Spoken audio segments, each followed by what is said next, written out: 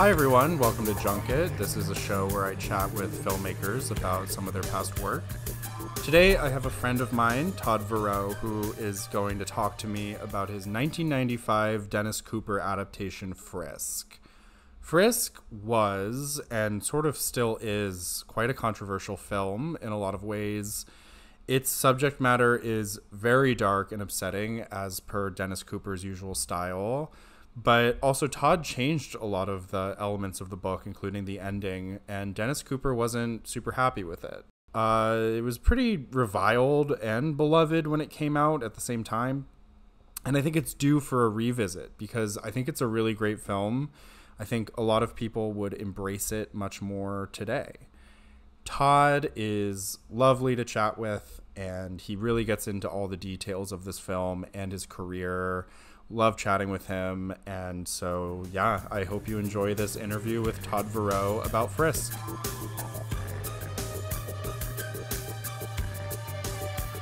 Hello, Todd. Hello.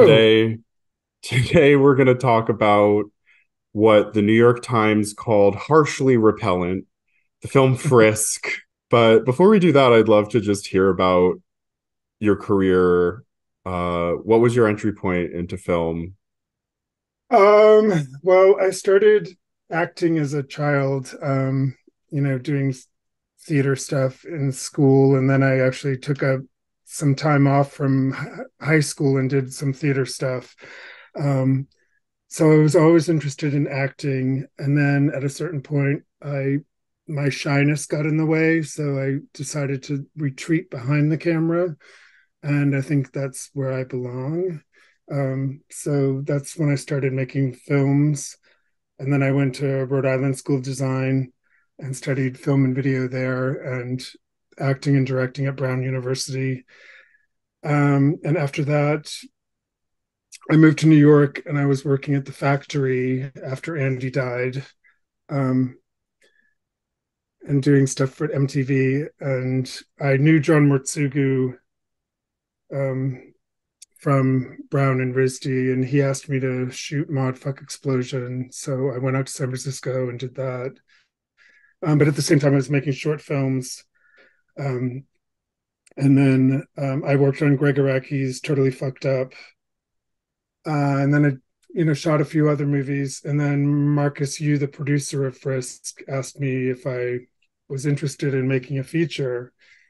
And I was, because I was struggling with the idea of what was I going to do a feature. So he sent me the book Frisk. I hadn't read it, um, and I said, sure, yeah, I'd love to do this. So that was how I started making features.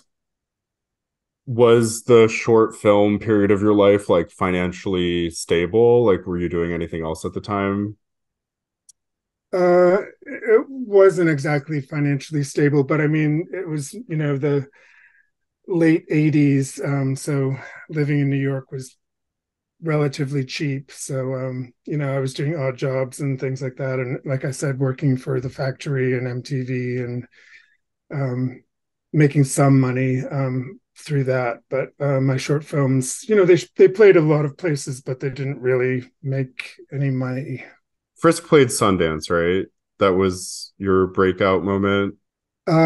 Yes. It first it played at the Outfest in LA for some reason. Um, and then it played Toronto, and then it played Sundance, and then it played Berlin, and then it played a whole bunch of other places. So it's and the infamous screening in San Francisco at the Frameline Film Festival where a riot broke out. Wait, what? It was the closing night movie of the Frameline Film Festival, which is the LGBTQ plus film festival in San Francisco.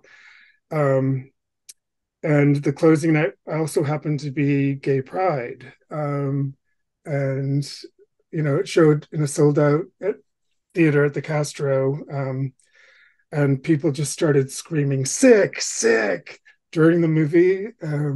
And I guess like a fight broke out and like people moved into the street and, a big sort of riot happened. I didn't really witness it because I was trying to do a Q&A at the time, where people were screaming at me. So Yeah, that was interesting.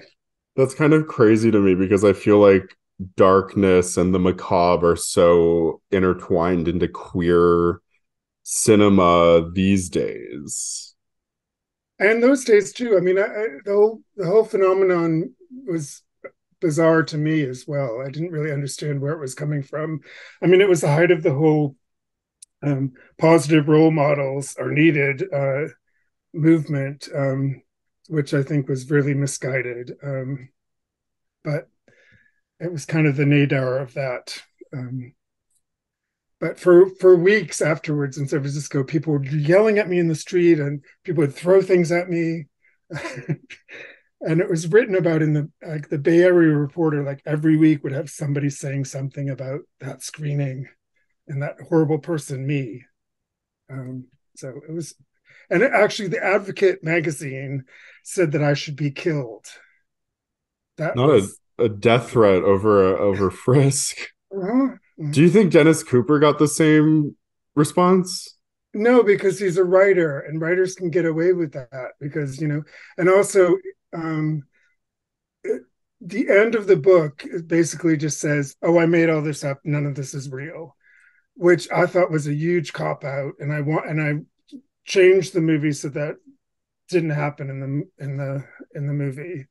Because I talked to some writer, I talked to Rene Ricard, and he was like, "Oh yeah, he just did that because he'd get a lot of shit if he didn't say that this was all made up. It's not real." So I said, "Okay, that's good to know." I didn't actually ask Dennis about it because I didn't want to know the real answer. So yeah, I think that's why he didn't get as much shit as I mean, I'm sure he gets his share of shit about all this stuff he writes, but as a writer and a intellectual, he gets away with it a bit more than someone like I do. So to rewind, you were given the book, and Yeah, then what did you think about it, and why did you feel like you were a good fit for it? because I could picture it. I mean, I know I wanted to make like a lot of changes and sort of make it go even further than the book did. Um, I liked like the scenes and the ideas of things. Like I said, I hated the ending. I thought the ending was a huge cop out. I remember I read it and I threw the book across the room like this is bullshit. Um, but then when I realized, well, I can just change the ending, then I was excited about it. And I remember I wrote a draft. I wrote a script really quickly while the book was fresh in my mind, and it was really extreme. I wish I could get a copy of that original script because it was really out there. And I sent it to Marcus, and he didn't respond for a while. And then he was like, "Yeah, I think we're going to pass on this." And I was like, "Okay, that's fine with me. Like, I wanted to do this version, so I'm going to move on." And he had somebody else do another version of the script. And then a few months later, he got back to me and said, "Hey, are you still interested? Do you want to have another go at this script?" And he told me, his problems with my original script, that it was just too extreme and all that. So he sent me the new script, and I did an adaptation of that. And then he said, "Okay, let's do it." And that's what it became. I feel like everybody has a different answer to this, but what draws you to extremity and violence and blood in film? I think it's, growing up in Bangor, Maine, being surrounded by Stephen King and all the violence that existed in Bangor, Maine. It's not, his books are based on real things. Um, Influenced me a great deal, and just my personal history of abuse and things like that have always drawn me towards more extreme things. And I think extreme things make you get to the core of yourself, and um, that's interesting to me. I'm not interested in people who just like work day to day and nothing bad ever happens to them, because then they have no challenges and nothing that they have to work through. And I think that's where the drama comes in, and interesting stuff. Do you consider yourself a provocateur? I mean, I hate that term because it's sounds phony, like you're trying to provoke people, and I don't think, that's not my intention. I think uh, my intention is just to present sometimes extreme things and to um, see how people react. I'm not provoking or I'm more showing, if that makes sense.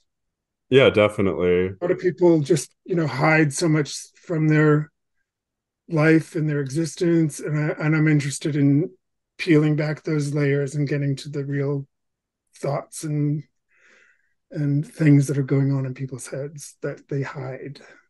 So how is Frisk financed? And what was the budget on it? Oh God. Well, Marcus Yu, the producer, who is the person behind Strand Releasing, financed it. I'm not really sure how, and I'm not really sure exactly what the budget was, but I know it was very low. Um, Basically, I didn't get paid anything. I don't think most of the crew didn't get paid anything, and most of the actors didn't really get paid much either, except the ones that happened to be SAG. Um, so yeah, the budget was very low. We had and that's I prefer working that way because it allows you to be more creative and you don't have a million people looking over your head and questioning every move you make. Um, and I purposefully had a very small crew. I had a cinematographer and a couple of crew people for the camera department. Uh, the production designer was a friend of mine that I went to RISD with. And we had a couple of PAs, and and the sound person, and that's really about it. I mean, I prefer small crews. I like to be intimate with my actors and really be able to work with them without any distractions. So yeah, it was very small budget, and um, that was great. And it was just Marcus Yu is the producer, and yeah. What was the casting process like? Because you have a bunch Uh, of picturesque muscular gays in it, and uh, how did you find those people? well, the casting was interesting. The first person that was attached to the movie was actually Leonardo DiCaprio. Um, and he was he was excited to do it and everything. But then sort of a little, maybe a month or so before shooting, he called up and said, I'm not going to be able to do it. My managers won't let me do it. So he dropped out.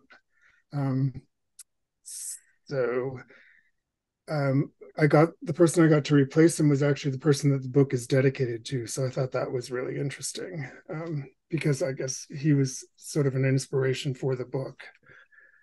Um, the character that Parker Posey plays, it is not in the book. That's a character I created because there are no female characters in the book, and I thought that there should be some. Um, so that part was went through a long process of. I originally wanted an actress that I've worked with on a lot of my short films that I went to school with, Susan Becker, to play that part, and she turned it down.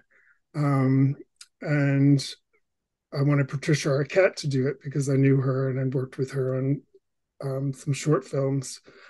But she was with Nicolas Cage at the time, and it was impossible to get in touch with her. She sort of, stopped talking to all of her old friends like me. Um, so then Marcia Gay Harden was um, Marcus wanted Marcia Gay Harden to do it, but she said, "What is this? This is gay porn. I'm not going to do this." Uh, so we were trying to figure out who could play this part, and then Marcus said, "What about Parker Posey?" And I was just like, "Fantabulous! I'd love Parker Posey. She would be perfect." And she, agreed to do it, and that was great. And I knew, because I knew Patricia, I also knew Alexis because he was also in some short films that I had done. So I wanted Alexis to be in it. Craig Chester, I met when Swoon played in New York because I was with Greg Araki when Living End played. So I met him then, and I really liked his performance in Swoon. So I definitely wanted him to be part of it. For the lead character, I wanted it to be somebody who was hot enough that any guy would go home with him because I thought, it doesn't make sense for him to be sort of this not attractive guy because he wouldn't be able to attract all these people to him. And I like the idea of him being sort of a blank slate where he's attractive enough but not, you don't really remember him. So that's what I was looking for that part. And I think Michael Gunther was perfect for that. And he also needed, he needed to be like somebody that he'd walk into a room and people might think, oh, that guy's cute, but they wouldn't really think much else of him. For the rest of the cast, I mean, there were just people that either we knew or Marcus knew from other movies and things. So, we had some arguments about certain actors that I didn't want to be in it, which I won't go into. But yeah, for the most part, we agreed on the casting, and I'm happy with the cast that we got. They're all great. It's such a good cast. Parker Posey is so great in it. Oh, she is just so fantastic. She showed up and she knew all her lines and she was like so prepared. She had all her costumes. She had thought everything out. And, we do a take and she'd immediately get into character. I'd cut and she would go back out of character. So she's such a quick professional actress, and she doesn't get credit for, I don't think, for her dramatic work at all. And I think she's really fantastic in everything she does. So I'm very happy that she's in the movie. Adding a female character, changing the ending. How does Dennis Cooper feel about this movie? Well, one of the things I wanted to do before I committed to doing this was I wanted to meet with him and talk to him. So I remember I was in San Francisco because I had done Modfuck Explosion in Terminal USA with John Murtsugu. And he was in San Francisco. So it's like, okay, let's meet up and let's talk about this. So I met him and I said, I told him a little bit about what I wanted to do with the film and changes I wanted to make. And he said, I'm fine with that. I'm fine with whatever you want to do. I've seen your films. I like your work. I want you to be free to do whatever you want. I'll always have the book, so I'm cool with it. So I was like, okay, that's great. And so then I said to Marcus, I said, okay, I'm ready. I'm ready to do this. And, he did a little cameo in the movie and everything. I think he read the script. I'm not sure. So then when the movie was finished and he saw it, he said, to Marcus, you need to change the ending. And so Marcus told me that, and I was just like, what? And he wanted me to put back in his original ending where it's just like, oh, none of this is real. It was all made up. It was all just a fantasy. And I said, no, I'm not going to do that. and then he started bad mouthing me in the press and saying, how much he hated the movie and stuff like that. And one of the things he had said was he wouldn't say anything about the movie when it was done. So he sort of went against what he had told me, which pissed me off. So I was definitely like, I'm not going to change it. So then I said, and then Marcus said, well, we have to, or he's going to, badmouth it in the press. And I said, okay, if you want to add something at the ending after the credits, I'm okay with that, but I'm not going to have anything to do with it. So they went and shot this alternate ending and put it at the end of the credits. But then still, Dennis Cooper badmouthed it, even though we had done that concession for him. So that really pissed me off, but whatever. I mean, like I said, he'll always have his book, and I have my movie. So Is that discouraging that that all happened? it was slightly disappointing. I mean, especially considering we had that conversation. That's one of the reasons why I agreed to do it. So I don't know. What's your director style? Like how do you direct actors?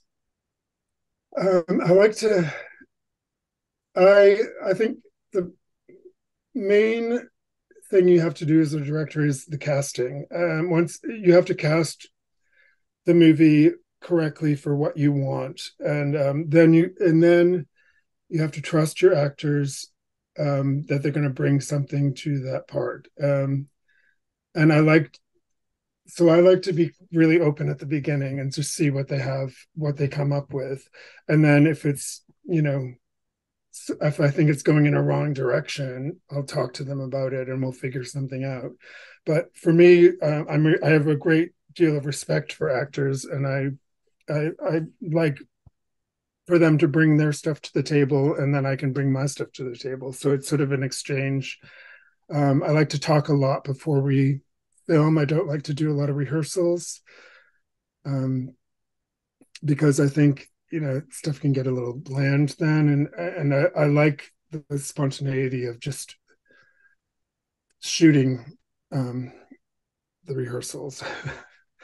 I like to do a lot of improvisation, not necessarily, with the script, but with the action, and see what happens. Usually, I will sort of block out the scene and then we'll go over it like loosely, not performance level, and then I like to shoot, and see what happens. I mean, I think that's the most exciting thing about directing is just like being in the moment and seeing what happens. I'm not a Stanley Kubrick like person. I don't do a million takes, and I don't like belittle and beat my actors into submission. And then with the editing, it's quite frenetic and kind of non-linear in some ways. How did you discover that flow of the film in the editing room? Well, for me, one of the most important things as a director is being able to edit. Not if you're not necessarily that you have to edit your films, but you have to understand editing, because I think I've worked on so many movies where directors have no clue how they're going to put something together, and they'll do it like all these different angles and takes and things that they don't need. I always have a movie edited in my head beforehand, so I know exactly I need 2 seconds of this, I need a half a second of that, and this. So especially when you're shooting in film, so you don't waste film. So I will have the whole movie edited in my head. I'll know what I need. But then when I get into the editing room, I'll again be creative and see what works and what doesn't and what things need to change. So yeah, I mean, I've come from the world of experimental film. All my short films. I mean, my first short film had like something like 500 edits in it. Um, so I like sort of getting inside someone's head, and you know in my head anyway, things happen quickly. So that's why I like frenetic editing, especially for something like this where you're inside someone's head. The I would say the murders and the violence in this movie is not super graphic. Did you want to make it more violent, or was it a choice to kind of gesture towards the killings? Well, like I was saying before, my original script was much more graphic and violent, and extreme. Um, and I think since we didn't make that, and I had sort of the time to think about it before I did the next script, um, what I wanted to do with the new film is I wanted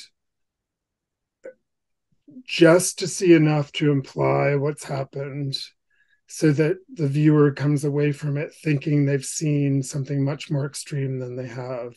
And I think that was successful because I had so many people coming up to me and say, that scene where they cut the guy's head off is so gross and disgusting. I'm like, there is no scene of someone cutting a guy's head off. And that would happen all the time. People would say that scene of this, and like that, there is no scene like that in the movie. So I think it was successful in that sense, in that people think they see a lot more than they do. And I think that was my goal in making the film, is making it really graphic inside the viewer's head, but not necessarily on the screen. Comparing your career from now to then, you work primarily in digital now. How has the industry changed for you in terms of financing, distribution, just basically any element that goes into making a film?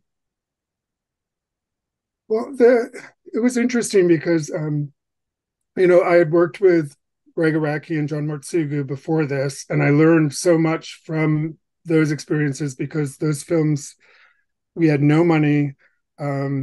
We had to be creative, lighting scenes with car headlights and whatever. And with Frisk too, we had such a limited budget. We had to be creative and come up with solutions for everything. And I think that's how I like to work. I know after Frisk, I had a lot of meetings with Hollywood people about different things. And it was just like, everything took so long. And it was just like, okay, are we going to make this movie or not? Like, what the fuck is going on? So then I was just like, fuck it. I'm just going to get a tiny little consumer video camera, and I'm going to make a film on my own for no money. And that's when I made Little Shots of Happiness, with the star Bonnie Dickinson. And, it was just all improvised. It was just her and a bunch of actors in Boston. And it was so much fun. I had a great time. And it was, played at the Berlin Film Festival, played in a lot of other places, was really successful. And it was all shot on a tiny little video camera, like with no sound person, just using the sound from the camera. And I was like, this is my new model. So I made a bunch of movies like that. I got a better camera eventually. And, making movies for very little money with little to no crew, was just great. I loved it. And that's sort of been my model since then. And I think, it was interesting at first because no one was doing, Dogma 95 was happening sort of at the same time as Little Shots of Happiness. So, there were other people doing the same thing, but with all their silly little rules. I was like, fuck that. I don't want any rules. I'm going to make things the way I want to make them. And it was interesting because there was a lot of, pushback, like film festivals said, oh, we need to transfer this stuff to film because they can't show video. And I remember with Anonymous, when it got in the Berlin Film Festival, they said, oh, you need to transfer it to film. And I said, no, I'm not going to. And I think a few other filmmakers that year said, no, we're not going to do that either. So they sort of changed their policy that year and allowed us to show things on video, which I think was a major step. That was, I don't know what year that was. So yeah, I mean, I think to me, I talked a lot during that time about the digital film revolution, and I think that was what it was, the idea that you could own your own camera, you could edit stuff on your own computer, you could be your own studio without any sort of other person involved. And I think that's what happened. And I think that's really great. And I think, we're still seeing people do that, and we'll continue to see people doing that. It'll be very, very interesting. It's incredibly freeing to be able to just do whatever you want. So I know you're working on a bunch of different restorations of your films, and I know you're working on Frisk. What's it like kind of seeing these upscaled, newer versions of your films? It's pretty amazing because the technology and the things that you can do with restoration are just so amazing. And I think for me, it's a new creative process because you can do things that not necessarily fix things, but bring out the colors more and bring in the more contrast and just play with the image in ways that you couldn't really with the original film or the original video. So I'm really excited about doing all of that and doing things with sound. And I resist the temptation to change anything, like as far as editing goes or anything like that. But I think it's really exciting. I mean, we haven't started doing anything on Frisk yet, but I'm really excited to, really get into those. I'm excited about those colors, to bring those colors out, because I think it's a really, some of the shots are really beautiful. Yeah, I can imagine. I think the DVD probably doesn't do it justice. No. And even the film, because, it was never transferred to 35. It was shot in 16 millimeter. So when it showed in theaters, it was a 16 millimeter print with optical sound. And it has this great amazing stereo mix that has never been shown in theaters because it was just an optical track. And it's not, the DVD doesn't do it justice either. So we're really excited to get that really great sound mix onto the restoration. So yeah, it's going to be exciting. Yeah, I'm also, really I think looking it's forward. really interesting because the film was judged so much by its time. So now that 30 years have passed, I think it'll be interesting to see what the reaction is to the film, because I think it'll be very different. I think it'll be much more embraced now. I think people will.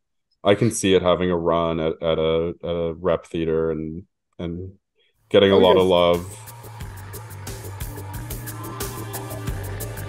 So that's Todd Verow on Frisk. Hopefully we see a restoration of it soon. I would highly recommend checking out basically any of Todd's films. He's made, I think, upwards of 70 films. There's so much to watch, and his filmography is endlessly fascinating and so many gems in there. So yeah, if you want to keep up to date with Junket, you can follow at JunketPod on Twitter. You can follow me at Evian.official on Instagram. Thank you for listening, and I'll see you on the next episode.